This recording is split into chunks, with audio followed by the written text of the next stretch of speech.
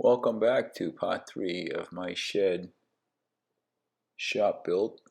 If you're still here and you've made it this far to part 3, I appreciate it. On this video, what I'm going to do is I am going to start shingling the roof. Won't do siding, but you're going to see how I went about shingling my roof. Now, what was my experience in this? First time doing it. I would not want to be a roofer. It looks easier than what it is. I found that what's very important is to make sure that all the work that you have done prior to shingling is done properly. In other words, you've got the sheathing lined up correctly, everything is squared off, you've got it nailed down properly, because if you don't, then you'll find that you'll struggle with a little bit of getting everything to just fit in place properly. So what I'm doing here is I'm just getting my fascia board and side of the peaks finished off a little bit, because what I'll do after this is I'll factor in a overhang on the tar paper, the underlayment, and the shingles, which I think I held to about maybe an overhang on the I believe it was like a ½ inch or so. And that's so that that's after the drip edge. So basically, when you install your drip edge and you get that all in, you have to make sure that your shingles overhang over the drip edge. And what you're trying to prevent is having the water, when it's coming off the roof, just kind of wick back into underneath and possibly get where it shouldn't get, which would be on your sheathing. So you want it to drip over the edges without it wicking back into it. So a little bit of an overhang is what you want to achieve. I put all my rake board up, measured everything. As far as the way I did is I did a lot of dry fit.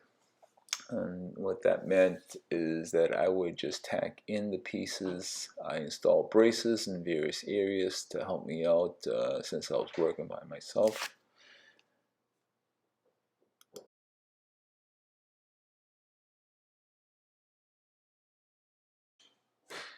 One thing to keep in mind is that if you're working without a plan, it is going to take you longer for the simple fact that you have to think everything out. There's not something you can reference back to, so it's not like you can just look at steps and go, and say, well, next piece I'm cutting is going to be X, Y, and Z, and these are the measurements. A lot of this you're putting up, you're measuring, you're sampling, you're testing it out, and then sometimes you're just trying to figure out exactly how you want to do it. So you end up taking a step back. I found in my case sometimes I would do something a certain way, but then as I get to it and got into it, I would change it. Maybe I didn't like the way it was coming out, or maybe I had a better idea, so I did that. Again, my wife is, throughout this making of the videos, you'll see her a lot. She's either feeding me, cleaning up a little bit, running errands, little small things like that, or helping out sometimes, holding something for me where I do need an extra hand. It is going to take you a lot longer by yourself and without plans. My recommendation, I think I said this a few times, is take your time. Don't rush it. In the long run, if you take your time, You won't have to look back and say, geez, I should have done it this way, I should have thought about it, and if I had to do it over, I would have done this. Um, in some cases, when you're extremely tired, you tend to rush or take shortcuts, and that's not a good thing. Um, Doing the roof was challenging for me. Even though it's a 6/12 pitch, I did find myself slipping a few times. I tried um, tethering myself off, but that got in the way a little bit, so I got rid of that. Eventually, what I did is I just changed my shoes. Um, I've got a pair of nice running shoes with some Continental rubber bottom, same material you use on road tires. They seem to work pretty well. But then once I was up there long enough, after a while, I didn't even think about it. At first, you start thinking you're gonna slide, but do it long enough, up there long enough, you don't even think about that anymore. Um, yeah. So one of the things, like again, was a lot of up and down on the ladder. Took a lot of time. Again, I did a lot of dry fit. Took my time. Didn't rush anything. Measured everything more than once. I want to make one cut. Um, and as far as materials, you just want to be smart about how you buy your materials. You want to think that out, clearly, because you don't want to buy a lot of materials and then make cuts and then you've got waste. So you want to think ahead.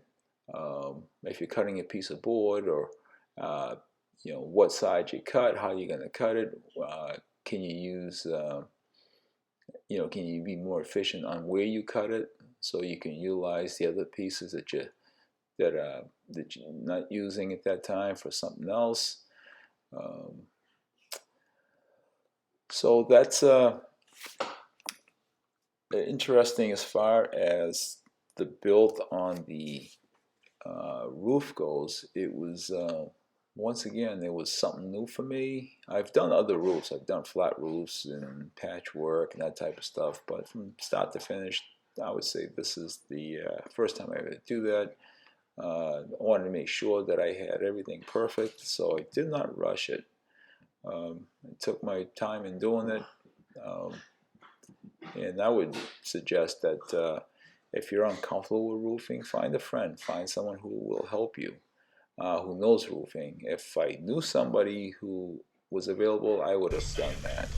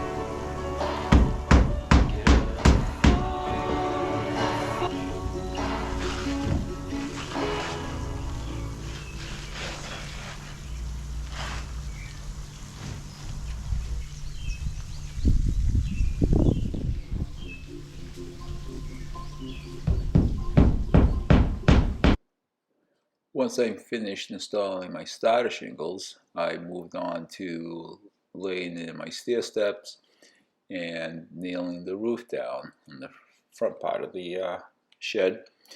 Just make sure you follow the proper nail patterns and spacing. That's very important. And also the locations of the nail. You do not want the roof shingle nails exposed, so you just got to make sure that you follow a pattern and that you stick to it. Be mindful of how you're laying down your shingles, making sure that you've got a straight line. Very important, that first row is squared and straight, so you don't go at an angle. A lot of people just draw will run a chalk line from one end to the other, take their measurements.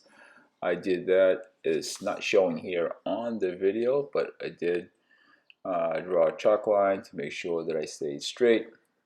Specifically my first couple of rows. After that, I was able just to follow the same pattern, stuck to it, and when I moved on to the other side of the roof, I repeated the same process and used the chalk line, squared everything up, laid the first couple of rows down, make sure they're perfectly squared, and that way there I didn't run into any problems that when you come close to that finished part of it.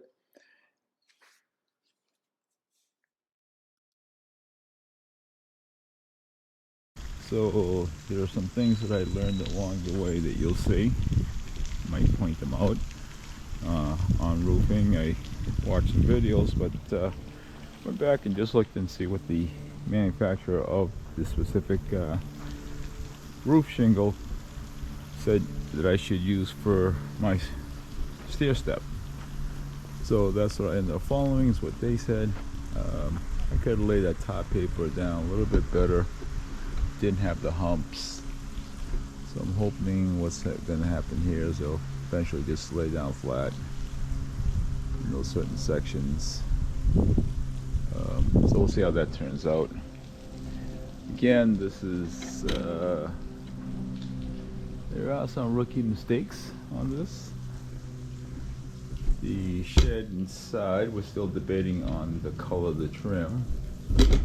Thinking about going black, but my drip edge are all white and I don't want to paint them.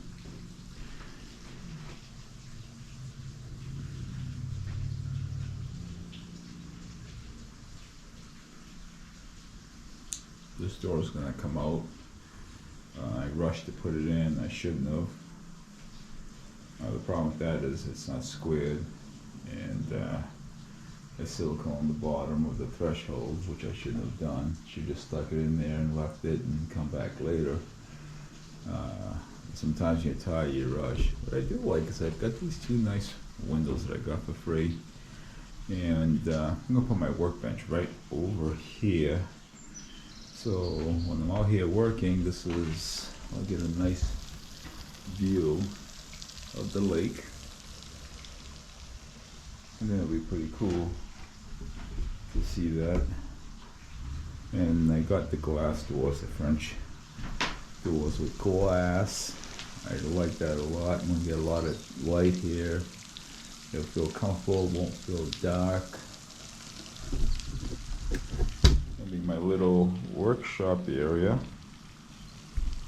I'll put my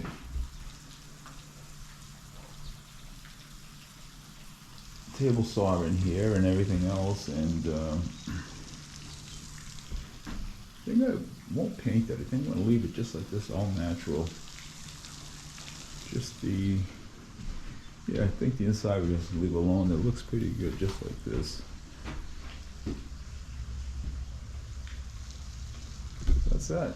I'm gonna go back up on the roof and take care of business. My little logbook. I've been keeping a logbook for years and years and years. I write down the thing that I do when it comes to projects. Until we got a problem. Bought that little motor there just 3 years ago, and yes, I went to look at it and it's not working. So I gotta address that as well. Alright, well, Back to the grind.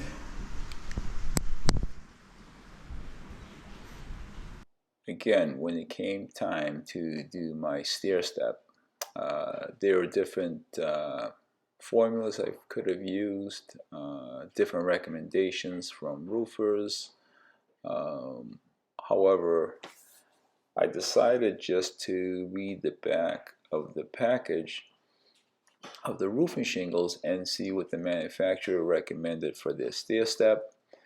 And I followed their recommendation, figured that's their shingles. Obviously, you know, that's what they came out with, and I said I'll just follow their steps, and that's what I ended up doing.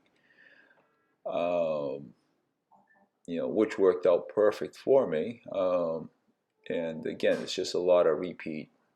You're just doing the same thing over and over when it comes to roofing.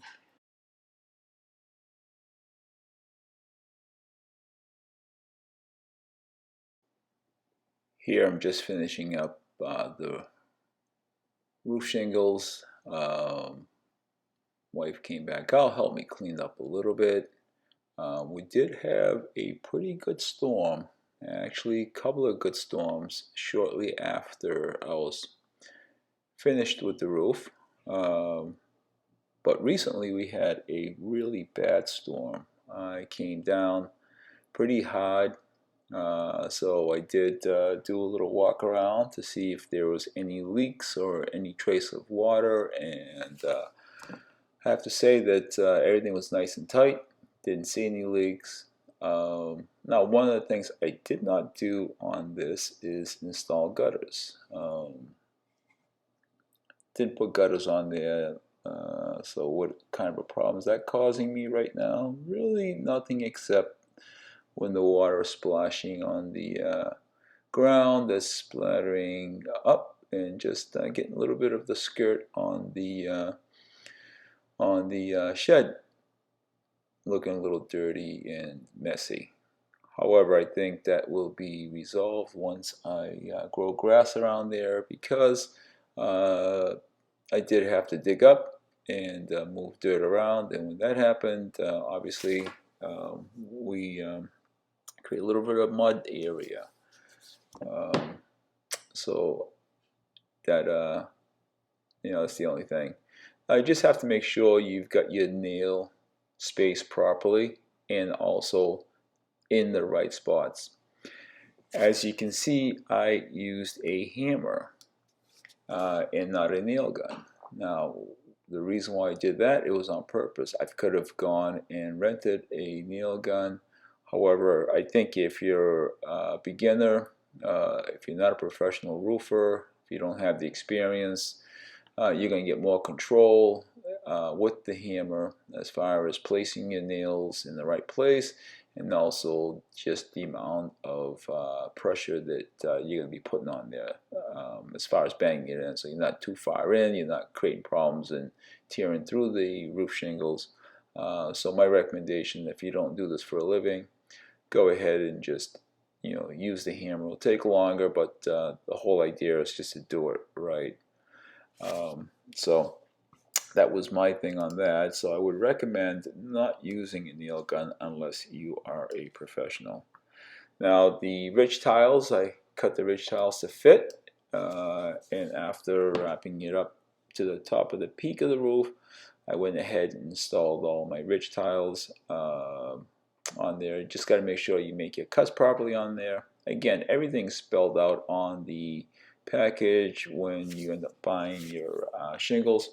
I would recommend that you follow the manufacturer's recommendations on and what I did is, some people just go out and they buy ridge tiles or whatever you want to call that, but I just use my tiles and cut them out. Just cut the two ends at a slight diagonal, so that they're concealed, and that finished that. There is no ridge vent because it's open vaulted ceiling inside, and I'm going to try to hold the heat in there in the winter time, and I plan on putting a fan on the inside in the summertime.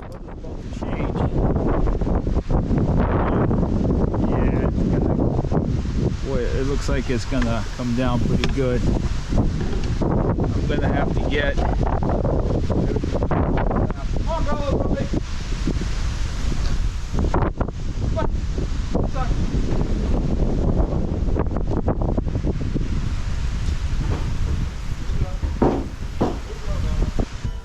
Just in case we can get everything inside. Just in case it comes down on us. If you recall from a previous video, I talked about the door not being properly installed where I had rushed it. Here I built a jig so I can slide the door out on that platform away from the opening. That way I can properly flash it. After I did that, I slid the door back in and secured the door properly, squared it all up. Made sure the door's open and closed properly, drilled out my holes for my closers. Obviously one door is fixed and the other door is with the handle. So on my next video, I'm going to start doing all the trim work and some of the work inside. So I hope I see you then.